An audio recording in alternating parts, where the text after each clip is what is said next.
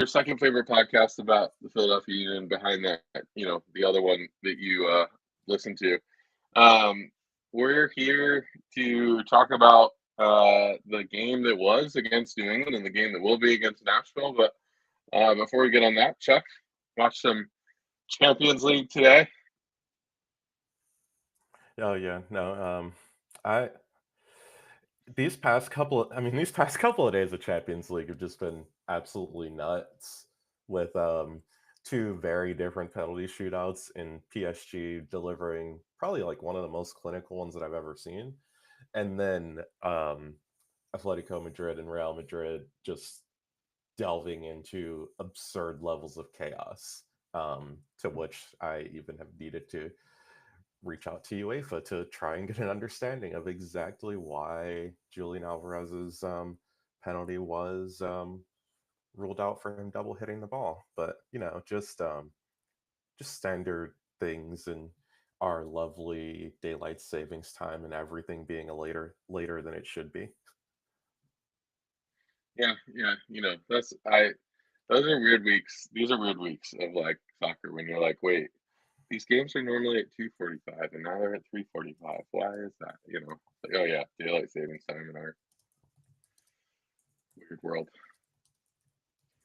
Uh, well, I don't want to delve too far into that because that's a whole nother podcast. Julian Alvarez. But the Union got a 2-0 win against New England. I was thinking back to our show last week. You and Evan both talked about how New England might be your least favorite team to play, or is your least favorite team to play. And actually, this one wasn't that bad for comparatively to other New England Union games. This one wasn't awful, and the Union ended up coming out with a 2-0 win. So I don't know, Chuck. Any particular takeaways from the game or things you're thinking about when it comes to this game? I mean, it's nice to see what needs to happen. I don't want to like word this improperly, but like it's nice to see what happens when the Union need to actually work for a win. Because at least for 50 minutes or so, New England was giving them a run for their money, and then they weren't. So it was at least a little bit different than teams just passing the Union the ball. Despite the fact that, like, kind of when Campana went out in the first half, you just knew that there were only two ways that this game was ending: either a nil-nil draw because New England was not scoring, or the Union winning in some way. Yeah, yeah, yeah. It was a little bit uh, dry in some. It was a little bit dry in some ways, and all of that. I just, to my comments, I feel like it is the games against New England tend to be a little bit chippy, and this one I didn't feel like was terribly chippy, but uh, it also took like 50 minutes to come alive too, and then it kind of came alive in the last 30. So, yeah, it is interesting to think about. Kind of, yeah, over the last couple of weeks they haven't had to work that hard for a win. By at least 2 goals the whole time against Orlando, and obviously they did what they did to Cincy. So it is nice to be able to come out and have to fight a little bit for one, and then get some goals toward the end. Uh, First goal. If you haven't seen the social media clips, you need to. But the first goal, Kai Wagner called at the corner kick and politely asked the New England fans if they wanted to see a goal, and then went ahead and knocked one in off the head of Ty Baribo on the rebound. Well, Uh, my yeah, favorite part about that is the fact that it didn't actually happen on the initial delivery. So even you hear the fans in the clip just like, "Ha, you were wrong," and then next thing you know, it's like, oh, oh no, there actually is a goal here. yeah, it was a nice goal too. I think a lot of Baribo at all, but in a lot of ways, Baribo's a poacher. He kind of ends up in front of the net on a lot of goals, and a lot of them are pretty simple tap in crosses, that sort of thing. This one was not that. He had to the defender to the ball, and it did, because the defender was actually in a better position than Baribo was. And so it's fun to see him actually, you know, beat the defender to the ball in a lot of ways.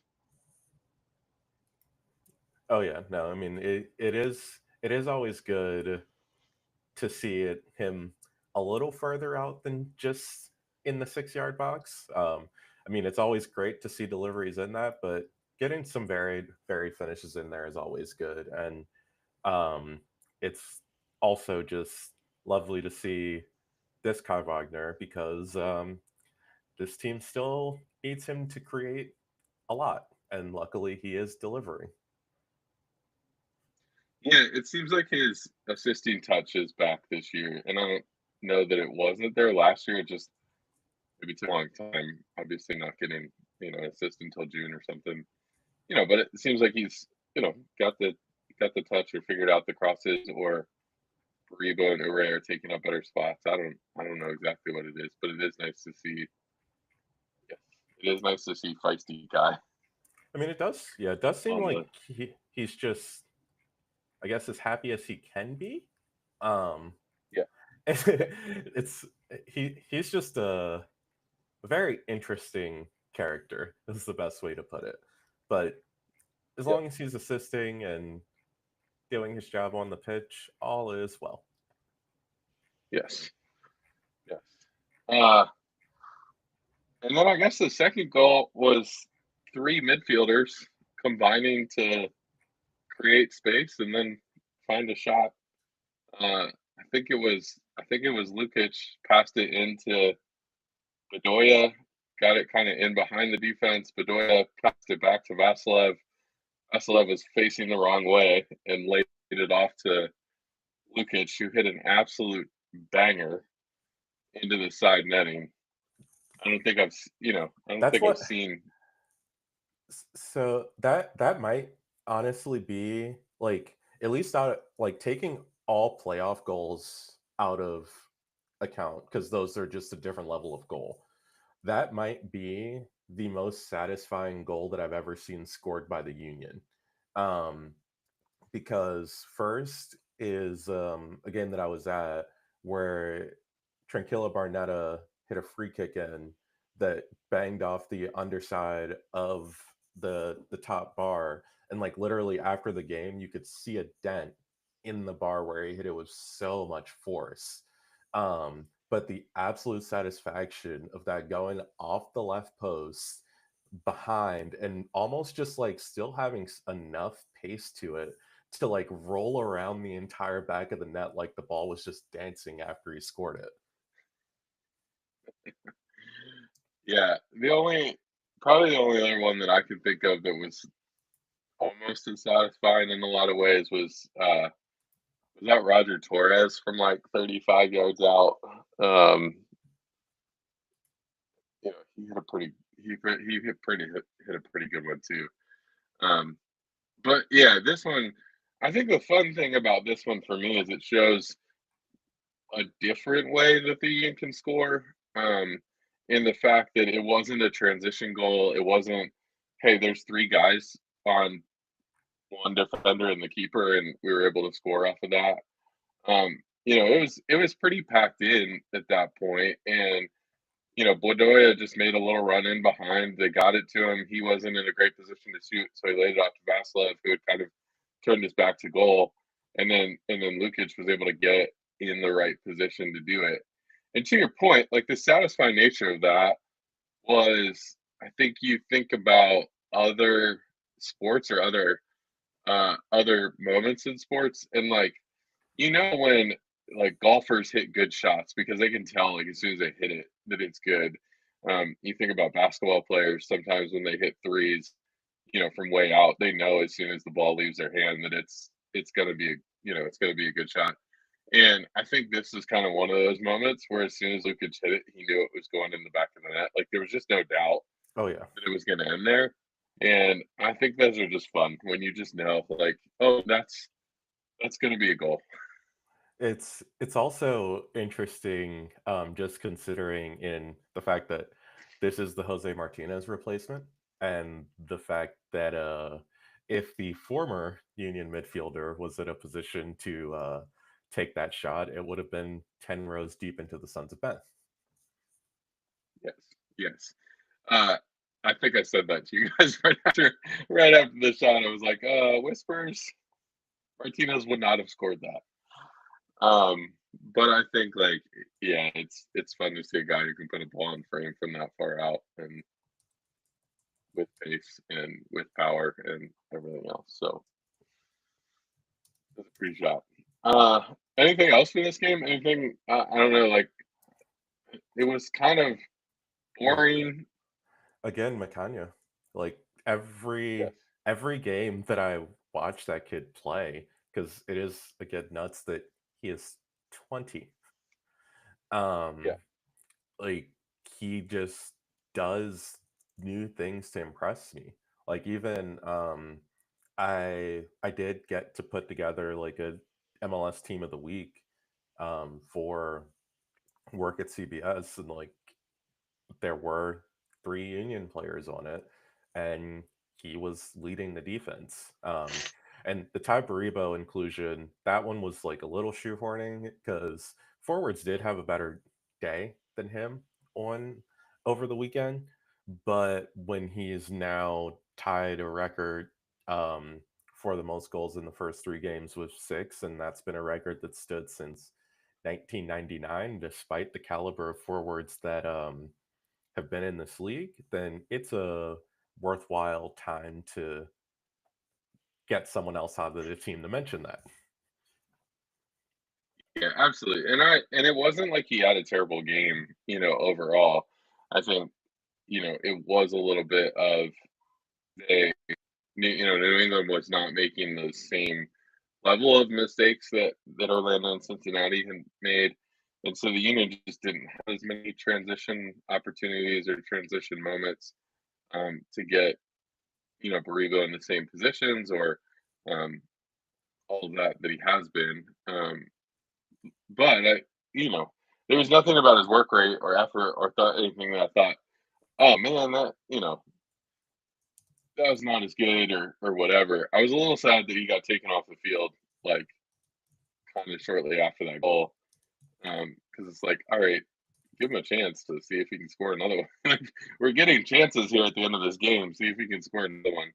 But I'm also glad that other guys got some opportunities there too.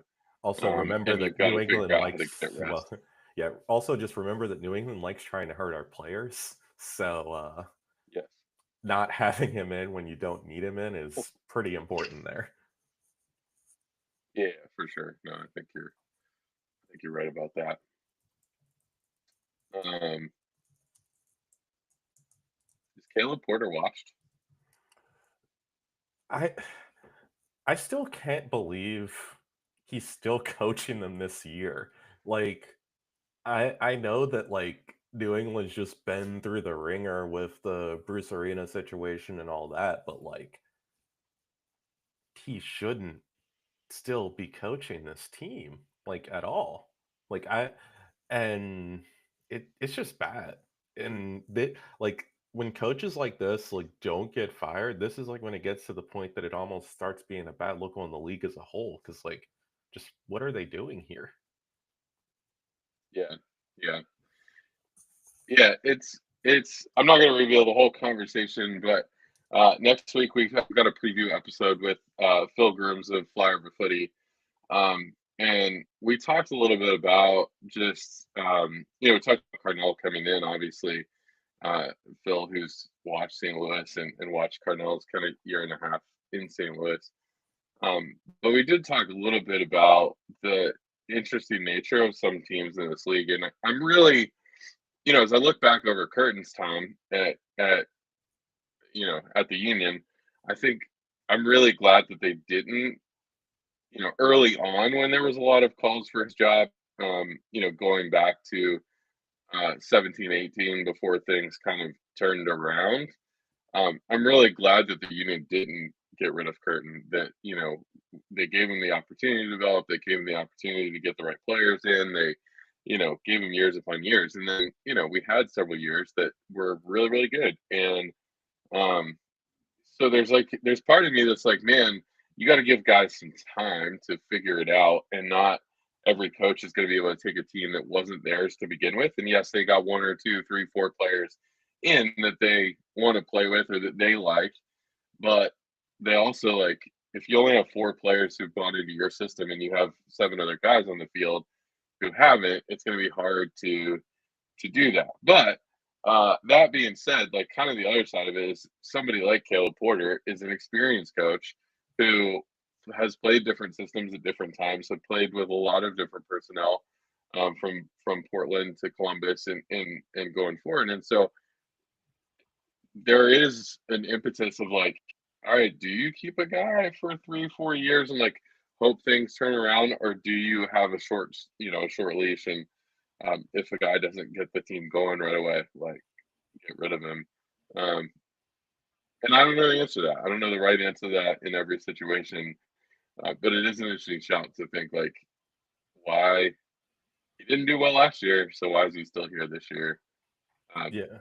when almost And every other team in that kind of same situation fired their coach.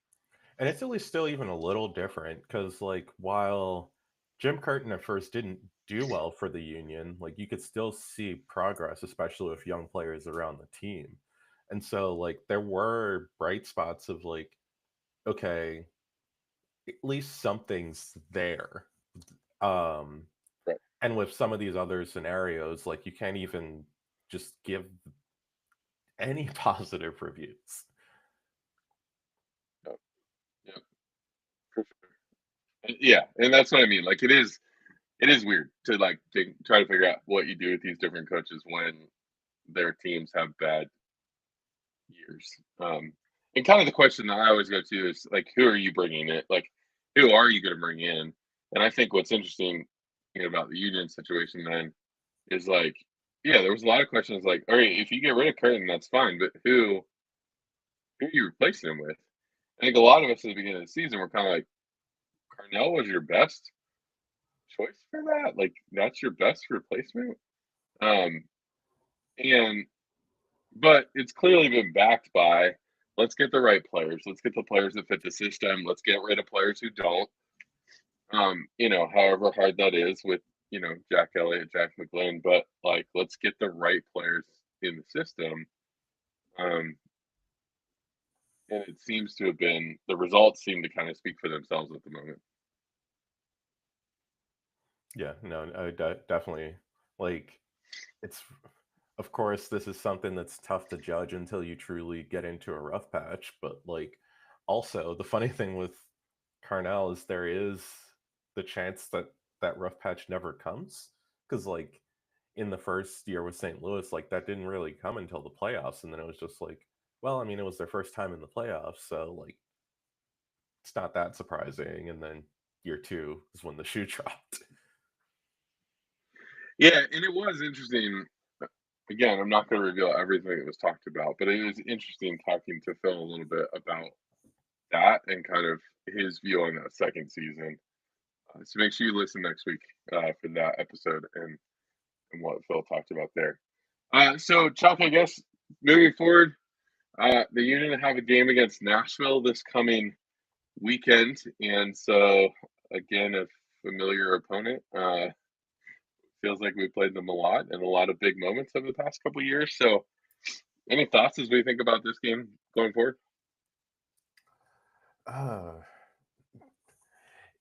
I mean, this is actually like going to be an interesting game just because Nashville isn't a team that really is going to like try and hit balls over the top or really through the middle or kind of much at all.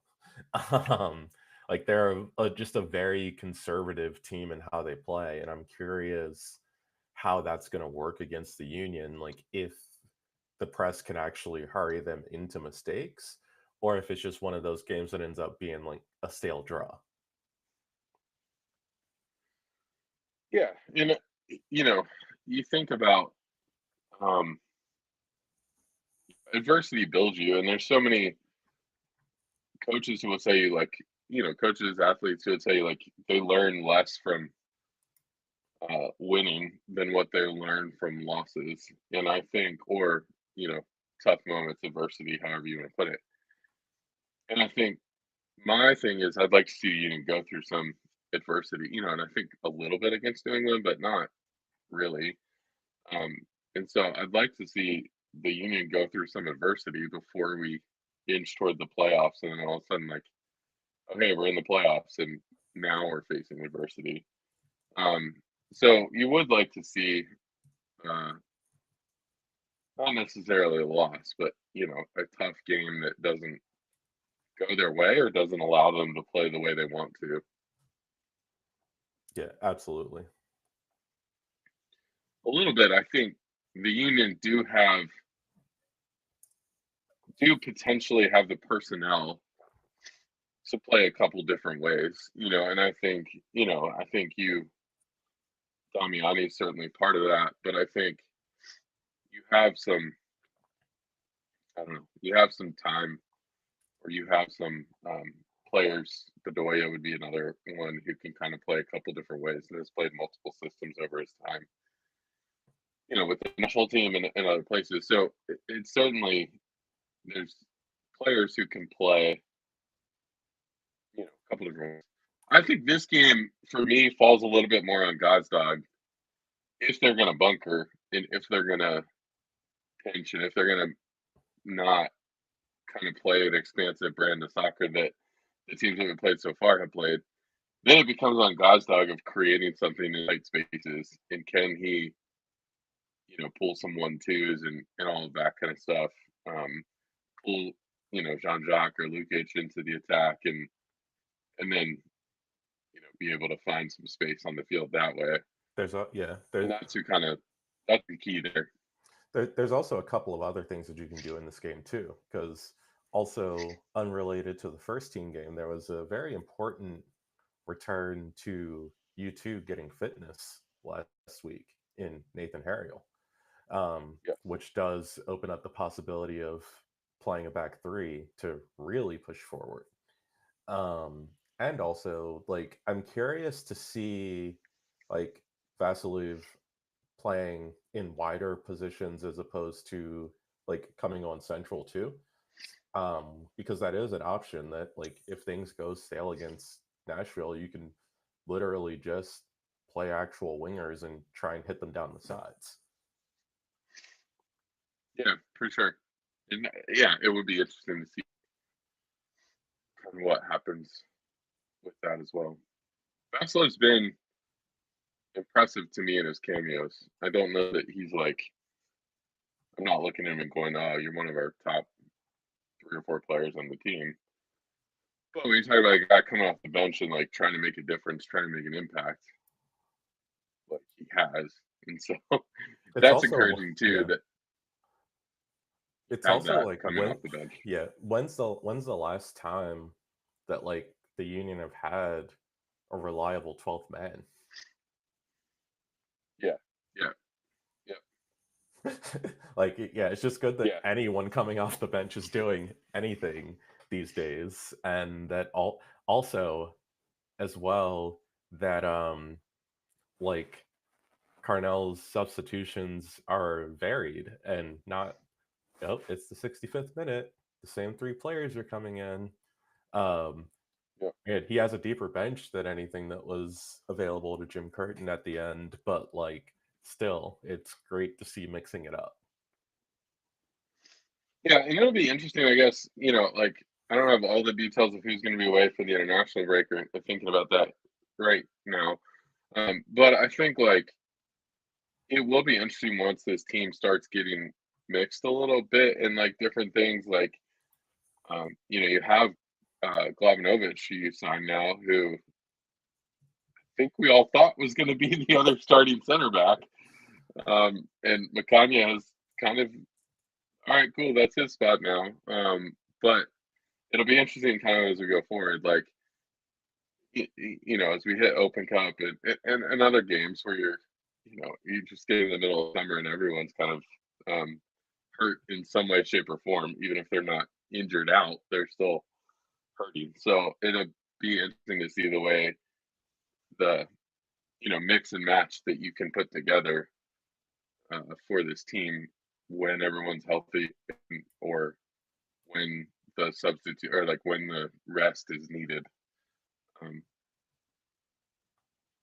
there's not like a, I guess there is in a way, but there's not like a particular. There's one particular spot on the field being left back that I'm like, I don't know who comes in if Kai goes down, but it feels like Damiani could replace up there. Feels like Vasilev could play that attacking role. You know, defensive midfielder is the other one that I'm like, I don't necessarily want Bedoya. Yeah. Or other things like that. So it's like there's only a couple spots on the field that I'm like, I'm not sure. But then also you look at McCanya and Westfield. We weren't expecting either of them to start, and they've started 3 games in a row, and the Union have Yeah. won all 3. So And it's almost like if Kai goes down, the Union don't have a choice but to play wingers. Because I don't know what else happens because Nathan Harrielwood is his backup.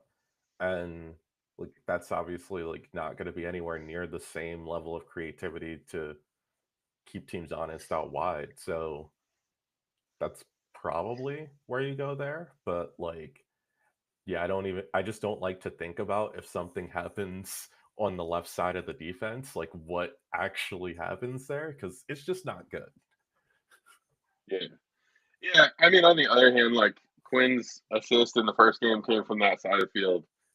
Um, there's all kinds of I don't know. It's not like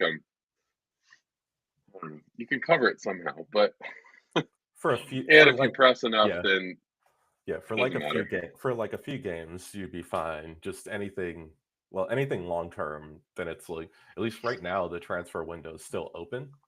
Um, Yeah, and the Union are not one of the teams that has used all of their game. Like I think they still have around 400,000 left, yeah, which at least in MLS terms is enough to make some moves. Um, yeah, but for sure. also, another thing on like the New England game is like the fact that Andre Blake could have sat in a chair for the whole game, um, because no one asked him to do anything. And like that's lovely just because of the fact that the way Andre Blake plays goalkeeper, the more saves that he is asked to make, the more likely he is to get hurt. And we also don't want that happening, even though we do have a capable backup. We just, again, we saw last year this team with Andre Blake was a playoff, what would have been a playoff team. This team without Andre Blake was not. Yeah, that is the obvious what happens when these guys go down. But it is Blake. Yeah, Blake. This is probably the most bored he's been on the soccer field in several years. Yeah, he's made Uh, 8 saves in 3 games so far. and some of those saves have not been hard. Like they've not been difficult saves either. It's like balls right at him or him coming kind of charging out and like taking away the angles from Oh, these even are not like I don't I don't think I remember one that was like, oh, that was a great save. so this is statistically something that's like that's really funny is um basically, yeah, even he's only faced an XG of 4.05 across 3 games. So like just slightly over 1, which also is in line with when the Union broke defensive records around the league.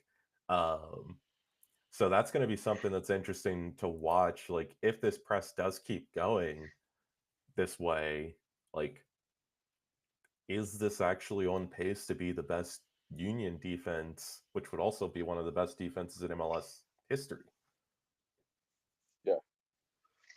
And then you put the 10 goals in 3 games on top of that, and we're not bad on the offensive side either. So it's like you can have a great defense, but if you can't score, which is kind of what happened to St. Louis last year, if you can't score, then it doesn't really matter how good your defense is. What? And Yeah. so, it's just nice that we're actually scoring goals too, as well as having a great defense.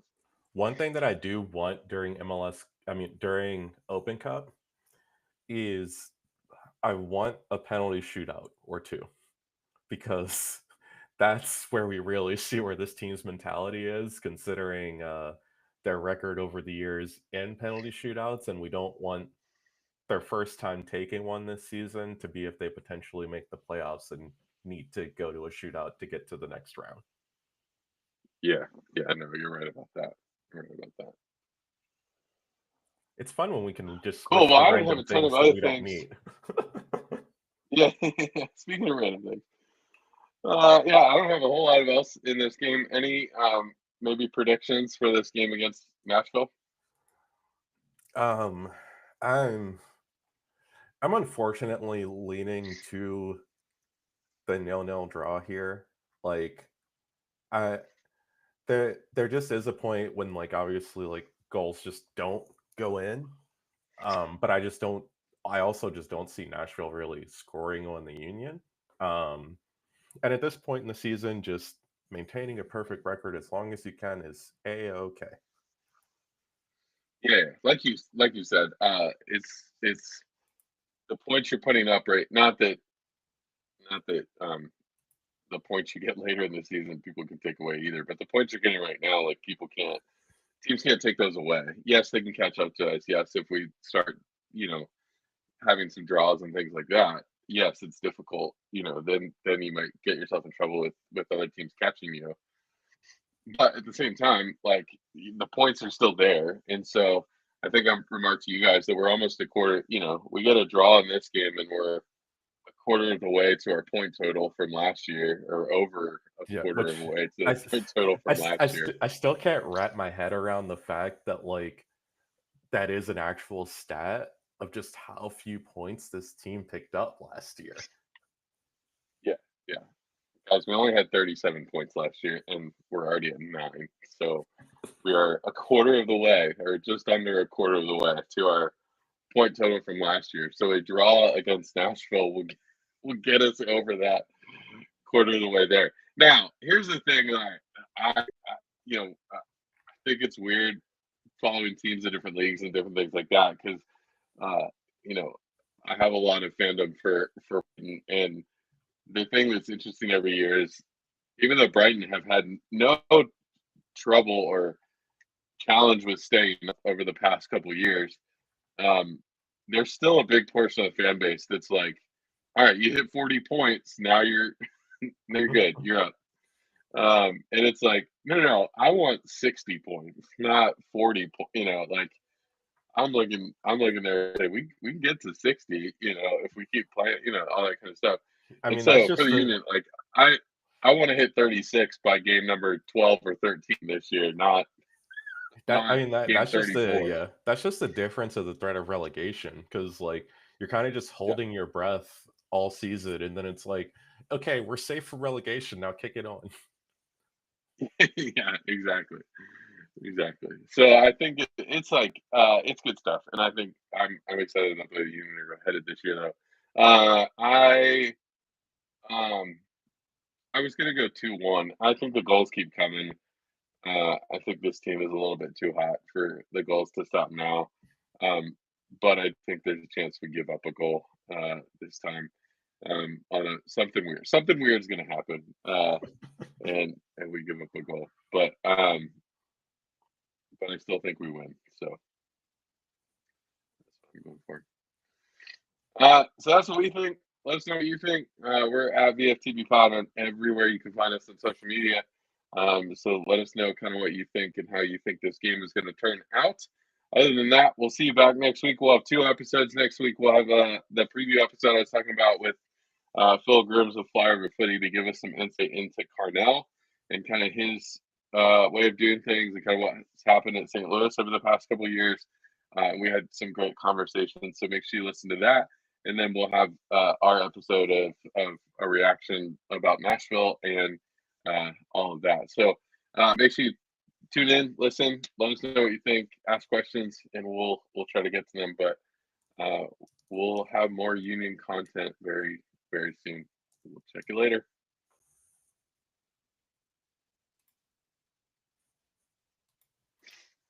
All right. Well, mine is 99% uploaded, and yours is Mine so. hit upload it. Yep. So at least no Riverside issues. Thank goodness.